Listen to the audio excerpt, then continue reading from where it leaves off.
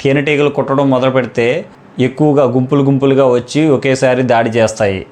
తేనెటీగలు కంట్లో కుడితే ఏమవుతుంది, ఆ టైంలో మనం ఏం చేయాలి, అలా దాడి చేసినప్పుడు దాడి నుంచి ఎలా తప్పించుకోవాలి, ఒకవేళ కుడితే కనుక ఏం చేయాలనేది ఆల్రెడీ వీడియోస్ చేసాం, ఆ వీడియోలు చూడండి. అయితే పొరపాటున తేనెటీగ ఏదైనా కంటిలో కుడితే ఏమవుతుంది, ఆ టైంలో మనం ఏం చేయాలనేది ఈ వీడియోలో తెలుసుకుందాం. తేనెటీగ కంటిలో కుడితే కనుక పాయిజనస్ ఈజీగా స్పీడ్గా స్ప్రెడ్ అవుతుంది. ప్లస్ కన్నుకి బ్రెయిన్కి కనెక్షన్ చాలా దగ్గరగా ఉండడం వల్ల సిగ్నల్స్ చాలా స్పీడ్గా బ్రెయిన్కి వెళ్ళి విపరీతమైన నొప్పి వస్తుంది. ఇమీడియట్గా కన్ను గుడ్డు యొక్క కలర్ మారిపోతుంది.